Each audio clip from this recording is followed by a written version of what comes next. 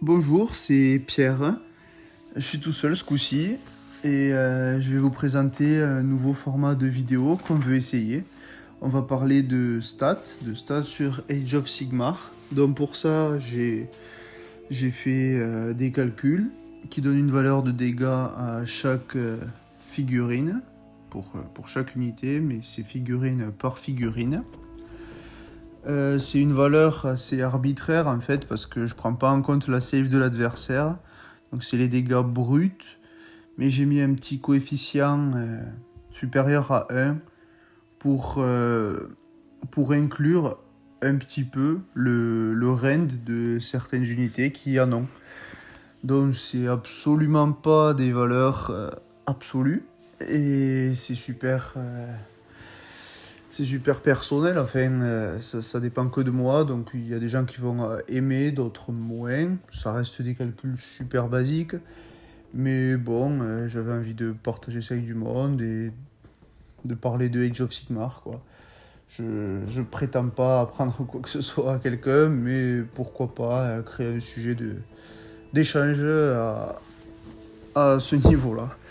Voilà, bon, ben, je vais directement passer sur les unités. Dans le premier Battle Tome, ce sera les ogres, parce que c'est l'armée avec laquelle j'ai commencé et que je connais le mieux. Je vais pas dire maîtrise, parce que je suis loin de la maîtrise, mais, mais sur laquelle j'ai le plus fait de listes, je me suis le plus penché dessus, on va dire. Donc, je vais d'abord commencer par les Gutbusters dans cette vidéo. Uniquement les Gutbusters, la partie piéton des ogres. Donc voilà les tableaux que je vais proposer tout le long de cette vidéo et des prochaines, j'espère. Il y a le nom de l'unité en haut, puis les dégâts théoriques que l'unité peut faire s'il n'y avait pas de save, ou même si on prend en compte la rend pour augmenter cette valeur de dégâts, théoriquement. Le coût en points par figurine, puis entre parenthèses le coût en points si on bénéficie d'un bonus de horde, les points par PV et les points par dégâts. Ensuite, un petit récap de leurs statistiques, le camembert qui apparaît sur tous les War Scrolls. La première unité, c'est dans les gloutons. Les gloutons, on peut parler des deux options d'équipement en même temps, avec les points de fer et avec les paires d'armes. Donc avec les paires d'armes, ils ont un bonus qui fait qu'ils génèrent 2 touches sur des 6 à la touche, ce qui fait que c'est normal qu'ils tapent plus fort par figurine. Je ne l'ai pas mentionné, mais c'est les dégâts par figurine. Les gloutons en point de fer ont l'effet de renvoyer des blessures mortelles sur les 6 à la save. Ça compense ou pas, c'est suivant les points de vue, mais vous pouvez donc voir les dégâts que chaque figurine peut faire, leur ratio de points par PV qui sera le même, et puis de points par dégâts qui va changer du coup. Et évidemment, plus le chiffre est bas, plus c'est bon pour la figurine en question, étant donné que le meilleur ratio est celui avec le plus petit chiffre, puisqu'il faut le moins de points pour le plus de dégâts. Ensuite viennent les Iron Guts qui font beaucoup plus de dégâts par figurine, qui coûtent aussi beaucoup plus de points.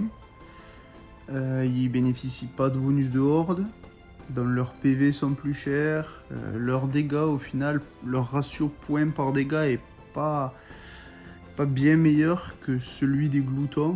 Ensuite, il faut quand même prendre en compte le fait que leur arme a portée 2, et ça c'est difficile de le mettre dans les chiffres, mais ça permet de faire taper tout le temps tout le monde, même avec leur gros socle, quoi. Ensuite, bon, c'est compliqué d'en rentrer dans aussi des très gros groupes parce que ça revient vite cher en points. Enfin, ce qu'on peut aussi constater, c'est qu'ils ont une save à 4+, c'est assez exclusif pour la partie Gutbuster du Battle Tome, et une bravoure à 7. Ça paraît pas, mais ça peut toujours éviter qu'une figurine fuit, et au prix en points où est chaque figurine, et ben un fuyard de moins, c'est pas négligeable. En dernier, enfin pas vraiment en dernier, mais en dernière unité éligible en ligne, Il y a l'Elite Vulture, alors eux c'est une unité un peu bâtarde, ils sont cogneurs et tireurs. Cogneurs parce que leurs statistiques de combat sont loin d'être ridicules.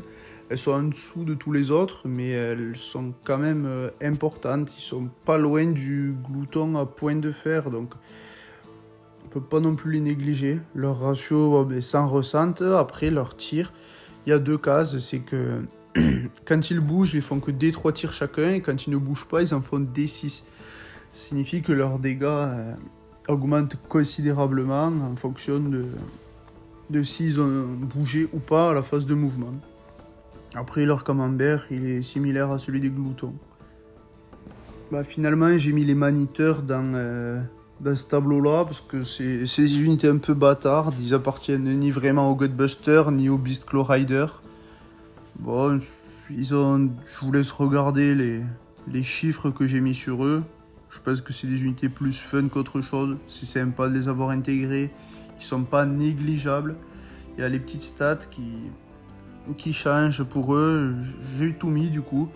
C'est leur particularité. En début de partie, on peut leur choisir un bonus. Donc soit la course et charge, soit de ne pas faire de test de déroute, soit de relancer les 1 au tir, soit de relancer les 1 au corps à corps.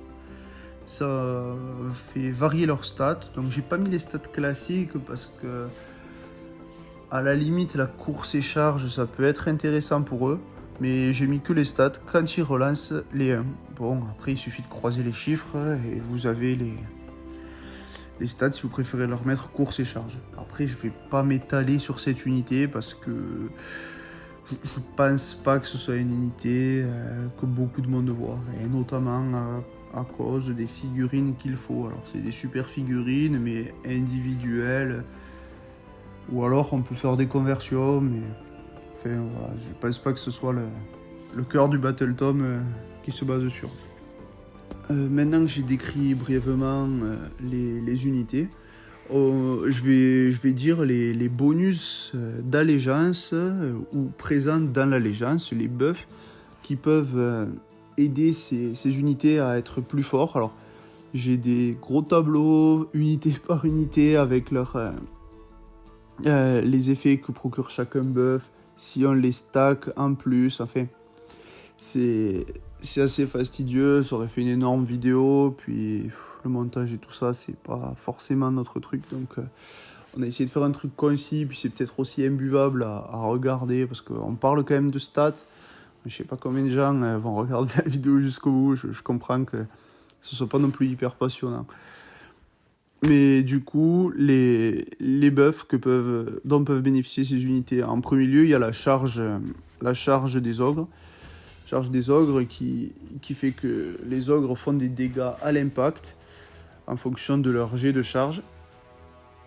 Et ce bonus est amélioré si les ogres sont 8 ou plus dans l'unité. Alors, faire des unités de 8 ou plus Iron Gut, à la limite 8 Iron Gut c'est jouable, mais il faut pas en perdre un, sinon on perd le bonus.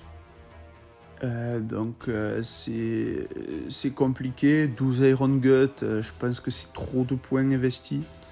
Elite Vulture, c'est jouable aussi, d'en mettre 8, 10 dans des builds particuliers, dans la tribu qui leur correspond bien pour améliorer leur portée et tout ça. Et ça fait qu'ils peuvent bénéficier de ce bonus, mais les vrais bénéficiaires de cette aptitude-là, je pense que c'est les gloutons, parce qu'on nous incite à les jouer par 12 pour réduire énormément leurs points.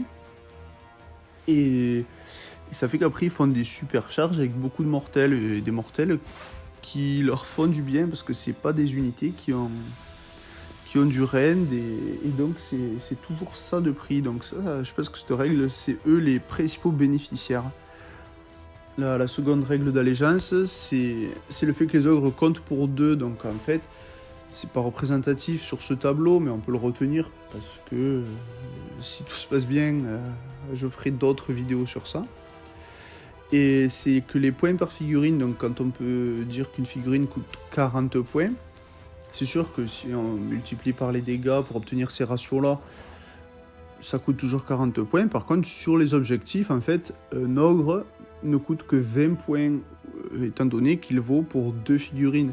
Ça fait que cette armée d'élite, finalement, peut tenir la table, pas aussi bien que les armées populeuses, mais se défend, quoi. Au final, c'est pas si élitiste que ça. Si on se retrouve avec 2 packs de 12 gloutons, c'est comme si on avait 48 figurines sur la table, et c'est pas négligeable. Donc voilà, c'est les aptitudes d'allégeance générales qui peuvent leur servir. Ensuite, on va parler des sorts dont peuvent bénéficier ces unités.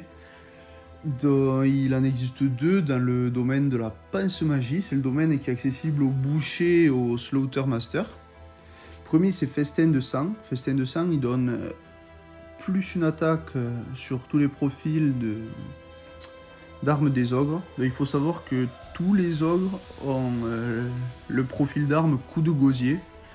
Et ça fait qu'ils bénéficient d'une attaque supplémentaire là-dessus aussi. C'est bête et méchant, hein, plus une attaque, tout le monde en bénéficie, tout le monde tape plus fort. Ils bénéficient plus à certains qu'à d'autres. C'est-à-dire que les Iron Gut qui ont du dégât 3, alors que les autres ont seulement du dégât 2, ils en bénéficient un max. Et les Gloutons ont 3 attaques dégâts 2, les Leadbelchers ont juste 2 attaques dégâts 2. Ça fait qu'en fait, lancer ce sort sur l'un ou l'autre, quand on compare bien, ça réduit l'écart qu'il y a entre ces deux unités différentes. Donc, tout ça, c'est un très bon sort. Ensuite, le second sort dont tout le monde bénéficie, c'est Casse-Côte. Casse-Côte, il faut choisir une unité à 18 pouces et on lui dégrade sa sauvegarde de 1. Le sort, il est pareil, il est excellent. Il sera moins fort que l'autre, parce que plus une attaque, c'est toujours mieux, mis à part si on tombe sur des fous furieux avec des 2 plus relançables, mais là, de toute façon, il n'y a rien à faire, même avec votre moins 1 save, ça va pas changer grand chose. Mais par contre, là où le moins 1 save est utile, c'est principalement sur les Leadbelchers, parce qu'en fait, on sélectionne une unité ennemie, on n'améliore pas le rend d'une de nos unités. Et du coup, ça dure jusqu'à la prochaine phase des héros, et cette unité, elle va être aussi plus sensible au tir, parce que c'est sa sauvegarde qui est amenuisée. Et donc, eux, ils en bénéficient doublement à la phase de combat et à la phase de tir. Donc, il est super intéressant, et particulièrement pour eux. Pour ce qui est des aptitudes de commandement, des traits de commandement ou des artefacts qui peuvent aider ces unités, en artefact, j'en vois qu'un, c'est le râtelier à trophée du tyran. Donc il faut jouer un tyran, mais on peut ajouter un objet de touche pour les unités Gutbuster amis, entièrement à 12 pouces du porteur, s'il cible un monstre ou un héros. C'est assez situationnel, ça peut servir, particulièrement aux tireurs du coup. Mais ça s'arrête là. C'est le seul artefact que je retiens. Ensuite, on peut voir les principales tribus, dont la Horde-Gueule du Point Viandard. C'est la première tribu, elle est négligeable. Le Gosier de Sam, par contre, c'est la tribu la plus jouée. Et elle donne une aptitude de commandement qui fait qu'on peut relancer les blessures avec les gloutons. Donc ça, c'est un super bonus pour les gloutons. Si on joue des packs de gloutons, c'est super quoi. Enfin, alors qu'on n'a aucun moyen de fiabiliser les blessures, et c'est que du bon quoi. Et puis les outrepenses, ils rajoutent de la portée au Leadbelcher, mais la portée sur les stats, ça se voit pas tant que ça. Maintenant, on passe au second tableau, dans le tableau qui représente les 4 héros des Gutbusters. Dans le tyran, alors lui c'est le héros de Cac, brutal, et qui est censé diriger la tribu. Il a des statistiques correctes, il est polyvalent, il coûte cher en points. Il peut passer sa save à 3+, c'est pour ça que je l'ai mis. Parce que c'est le bonus que je prends systématiquement avec lui. Son aptitude de commandement est utile. il peut empêcher une unité de fuir. Enfin, il l'immunise au test de déroute en lui mettant des 3 blessures mortelles. Ça coûte 1 point de co. Ça peut servir dans certains builds, mais ça s'arrête là. Ensuite, il y a le Slaughtermaster et le boucher. Donc, au début, je pensais que le Slaughtermaster tapait beaucoup moins fort. Finalement, en regardant, il se valent à peu près. Donc, c'est agréable à voir. Chacun a son rôle. Le Slaughtermaster a des bonus. Le boucher a un sort particulier qui fait beaucoup de dégâts et enfin potentiellement à distance et c'est un vrai plus dans une armée qui manque de ça. Donc chacun le prend par rapport à ses envies. Ouais, aussi la figurine du Slaughtermaster, moi je la trouve abominable, donc je joue systématiquement un boucher. Et encore, c'est une conversion. Une conversion, c'est un proxy avec une figurine de Maniteur. Et donc, mis à part cet aparté, ces deux-là ont accès au super domaine de magie avec les 2 sorts dont je vous ai parlé tout à l'heure pour améliorer les unités, plus un sort qui peut donner des -1 à la touche principalement. Les autres sorts... il y a un sort qui peut aider les monstres, mais pour les Gutbusters, c'est inutile. Enfin, c'est un peu bizarre de parler de stats sur des héros qui sont là pour apporter des buffs. Donc, ce tableau, il est là, mais il veut pas dire grand-chose. Je pense qu'après, les gens qui connaissent l'armée le prendront pour ce que c'est. Le Firebelly, lui, il est un peu comme les Maniteurs, en fait. C'est un peu les parias de l'allégeance des ogres. Ils sont ni avec les Gutbusters ni avec les Beast Claw Riders. Mais bon, comme c'est un piéton, je l'ai mis là. Lui, il a accès à un domaine de sort particulier. Il est moins fort que les autres au corps à corps. Mais bon, il a un petit domaine de sort qui lui est propre et il n'est pas négligeable du coup. Ça reste le héros le moins cher de l'armée. Et ça non plus, pas négligeable. Voilà, les héros, bon, c'est assez rapide, il n'y a quand même pas grand chose à dire non plus dessus. Les unités un peu à part, les machines de guerre, les unités avec un rôle particulier, qui sont pas dans le moule de l'armée.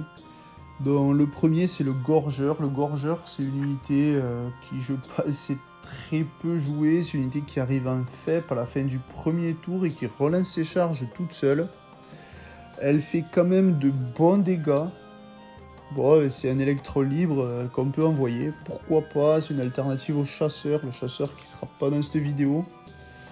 Mais bon, je m'étais jamais vraiment intéressé à lui. La figurine me plaît pas non plus. C'est ça en premier lieu.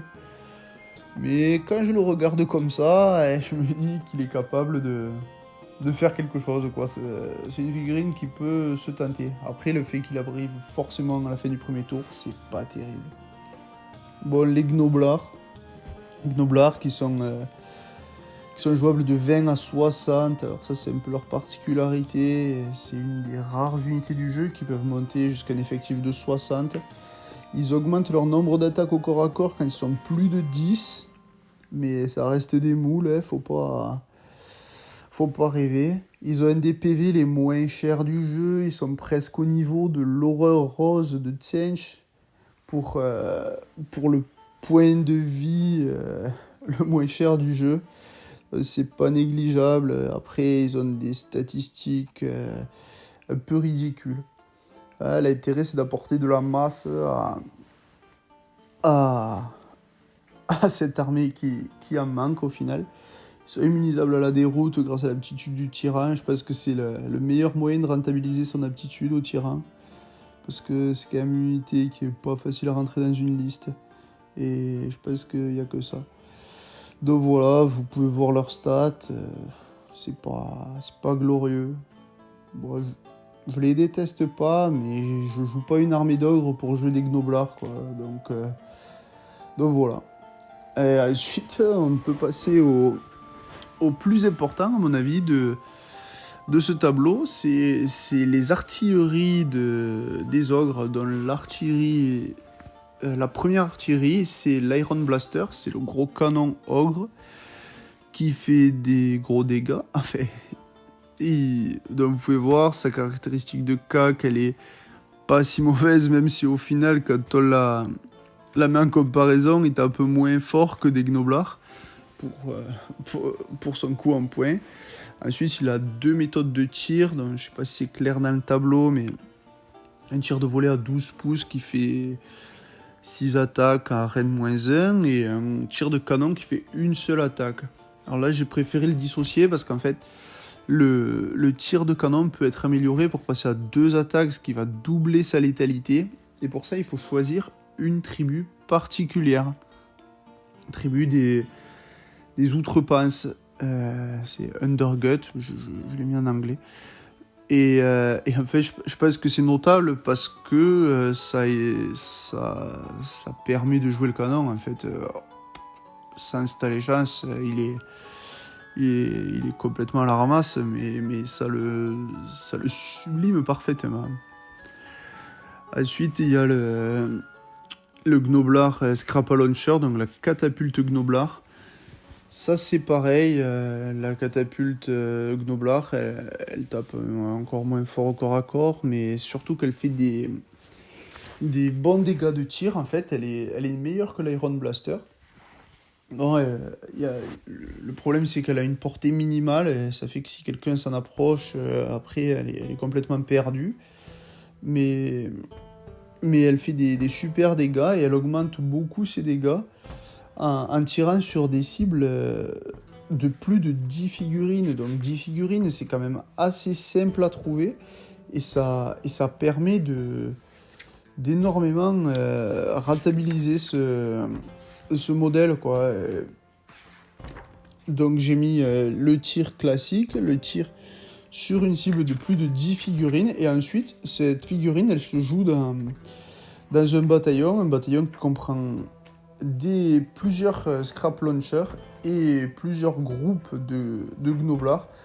Donc, ça permet d'augmenter le nombre d'attaques des scrap launchers si ils sont proches d'un gros groupe de gnoblards. Par gros groupe, j'entends plus de 20 gnoblards, enfin 20 ou plus. Et ça permet d'augmenter sa caractéristique d'attaque de 1, donc elle passe de 3 à 4. Je pense que c'était assez important de le noter. En fait, je pense que c'est pareil. C'est un peu comme pour le canon qui peut jouer que dans une sous-allégeance. La catapulte, elle peut jouer que avec ce bataillon, quoi. Donc, voilà. Alors, je me suis un peu plus étalé à chaque fois sur chaque unité. Je suis désolé, on verra ce que ça donnera dans le montage final parce que je sais pas trop comment prendre cette vidéo. Donc je veux quand même des critiques, des retours plus ou moins constructifs sur ça, si vous voulez bien me les donner. Je vais essayer de les repasser chacun un peu plus en détail. Dans les Gnoblards d'abord, comme j'ai dit, c'est pas l'unité que j'apprécie le plus parce que bon, c'est une armée d'ogres et c'est vrai que prendre ces Gnoblards, ça me porte un peu peine. Et puis j'ai pas tellement envie d'en peindre 120. Mais le build Gnoblard plus Scrap Launcher, on peut rentrer jusqu'à 3 unités de Gnoblard et 2 Scrap Launcher. Et ça fait que ça coûte pas cher en points, ça fait énormément de points de vie sur la table. C'est 270 points les 60 Gnoblards, 120 points la catapulte. Enfin, c'est aberrant le nombre de points de vie qu'on peut rentrer à un peu de points. Le bataillon est pas si cher que ça doit être quelque chose comme 120 ou 140. Hop. Jette un petit coup d'œil au BT. C'est même pas ça, c'est 100 points le bataillon. Donc pour quelque chose comme 700 points, on doit pouvoir rentrer pas loin de 150 points de vie. Et à côté de ça, si on met un tyran, on paye ses points de co, on immunise nos 2 groupes de 60 gnoblards à la déroute en début de partie. Je pense que c'est un build jouable à approfondir. Après, Si quelqu'un l'a déjà fait, il peut le marquer ou quoi, faire un retour, ça serait cool. S'il y a un malade mental qui a peint 120 ou 180 gnoblards, tant pis pour lui, on peut plus rien faire. Voilà. Bon, et l'Iron Blaster, mais moi par contre ça c'est une figurine que j'aime beaucoup beaucoup. J'en ai deux, il m'en faudrait peut-être un troisième pour jouer à 2000 points. Mais je pense qu'il y a vraiment quelque chose à faire avec cette unité. Bon, évidemment c'est un target obligatoire parce que sinon c'est super aléatoire et ça fait plus rien. On peut aussi noter, ça je l'ai lu sur le Warfo, je n'avais parlé avec des gens, que grâce au râtelier à trophée du tyran, encore le tyran, on peut augmenter leur touche au tir aussi, et je sais plus qui c'est qui l'a fait, il peut se manifester s'il veut, qui avait fait la remarque, et du coup c'est super intéressant en fait, ça apporte une optique de tir. Alors bon, c'est vrai qu'il y a la méta, tir et compagnie, bon, je suis pas du tout à ce niveau-là, mais et je pense que les ogres ne rentrent pas non plus dans cette catégorie-là, mais pourquoi pas. Là, j'ai commencé à parler des bataillons, je vais continuer. Alors il y a deux bataillons qui ont exactement la même composition, à savoir un magicien, donc boucher ou slaughtermaster, et jusqu'à 3 unités de glouton, jusqu'à 3 unités de lead belcher et une unité d'iron gut. Sachant que les gloutons et les lead belcher, il faut au moins en prendre une. Les effets sont bons, surtout celui du slaughtermaster. Et en plus, les bataillons coûtent 140 points chacun. Bon, pour le point de co, et ça réduit tout à fait le nombre de pauses. Enfin, j'adore jouer des bataillons. En fait, je construis principalement mes armées autour de bataillons. Et avoir des choses comme ça, c'est du pain béni, quoi. Donc, en plus de ça, l'armée bénéficie vraiment de ces bataillons. Il en reste un dernier, c'est celui du tyran avec 2 Iron Blaster. Enfin, je vois pas l'intérêt. Peut-être dans le build, pas Iron Gut, dans le build des outrepenses qui permet de rentrer des choses. S'il nous faut le tyran, plus les Iron Blaster, etc. Je pense pas que le double bataillon soit envisageable avec ce genre d'armée. Mais que les bataillons sont presque indispensables, quoi. Enfin, moi, je m'en passe pas. Finalement, je vais essayer de conclure cette vidéo en présentant quelques builds qui me paraissent pertinents, en essayant de conclure sur toutes les unités. Donc, on va commencer par les unités, les troupes en fait. Dans les troupes, on peut toutes les mettre en opposition, mais je pense que les gloutons se rentabilisent vraiment par horde de 12. Sinon, ils sont pas si bons que ça. Ensuite, les Iron Gut, moi, c'est ceux que j'aime le moins. Je les aime le moins parce que ils sont super chers en points. Ils apportent quelque chose, ils sont non négligeables, ils sont obligatoires dans les bataillons. Donc, je me retrouve toujours avec une unité d'Iron Gut. Et j'en suis jamais déçu. Je sais pas pourquoi je les aime pas du coup. En disant ça me paraît bizarre, mais bon, c'est comme ça. Et par contre, les lead belcher, eux, c'est mes petits chouchous au final parce que ils sont polyvalents, ils peuvent tirer, ils peuvent charger. Ils obligent certains choix, c'est-à-dire que si on est à 5 ou 6 pouces d'un ennemi, on va devoir se poser la question de savoir si on bouge pour garantir une charge à 3 ou si on tire dessus pour tirer à plein potentiel contre cet ennemi. Et en plus, avec la possibilité que si on tire sur l'ennemi qu'on veut charger, l'adversaire enlève des troupes et nous complique encore plus la charge.